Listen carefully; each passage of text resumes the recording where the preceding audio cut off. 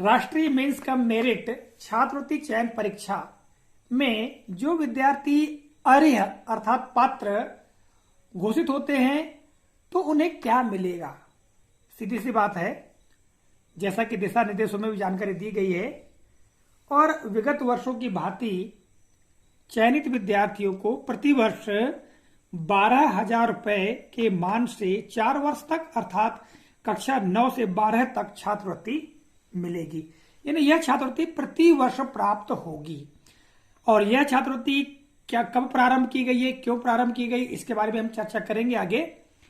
इसके लिए कुछ शर्तें भी हैं। यदि कोई विद्यार्थी अर्ह हो जाता है अर्थात पात्र घोषित हो जाता है तब उसे 4 वर्ष तक छात्रवृत्ति मिलेगी, किंतु इसकी शर्तें ये हैं।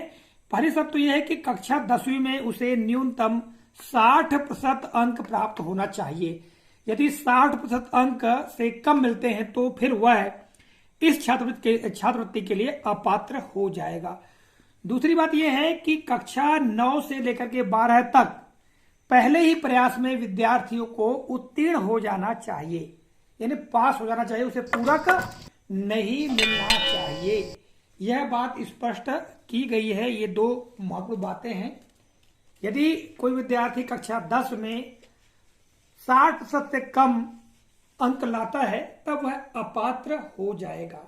ठीक है, अब हम बात करते हैं कि यह जो छात्रवृत्ति चयन परीक्षा है वो क्यों प्रारंभ की गई है। जैसा कि आप यहाँ देख रहे हैं, जानकारी बड़ी महत्वपूर्ण जानकारी है कि मानव संसाधन विकास मंत्रालय नई दिल्ली द्वारा आर्थिक रूप से कमजोर प्रतिभाशाली विद्यार्थियों के लिए राष्ट्रीय मेंस का मेरिट छात्रवृत्ति योजना वर्ष 2008 में प्रारंभ की गई है।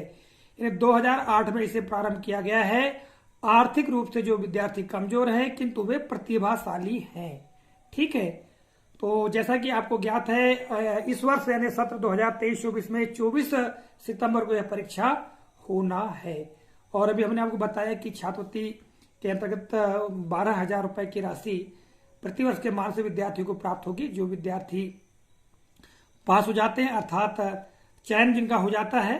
ठीक है, और इस परीक्षा के लिए आवश्यक है कि छात्रों को 2 परीक्षाएं होंगी इनके लिए, एमएटी और एसएटी। ठीक है, अर्थात मानसिक योग्यता परीक्षा और शैक्षिक योग्यता परीक्षा, इन दोनों में उत्तीर्ण होना आवश्यक है।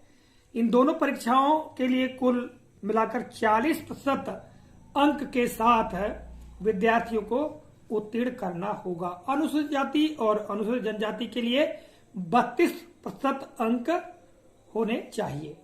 तो यहां पर देखिएगा समय सारणी यह है कि 12 सितंबर 2023 को 11 बजे से 12:30 तक का यह समय रहेगा। ठीक है, विद्यार्थी को 10:45 पर कक्ष में बिठा दिया जाएगा।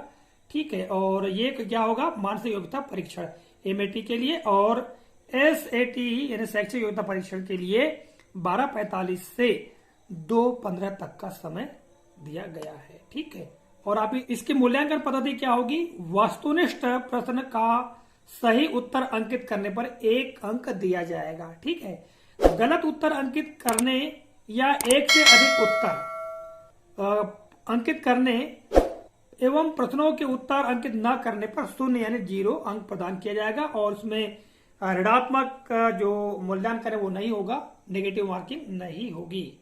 ठीक है, तो ये थी महत्वपूर्ण जानकारी राष्ट्रीय मेंस कम मेरिट छात्रवृत्ति परीक्षा के संदर्भ में, और बताने का हमने प्रयास किया कि आप लोगों को अर्हता घोषित होने पर क्या प्राप्त होगा। तो मिलेंगे अगले कालखंड में, तब तक के लिए जय हिंद।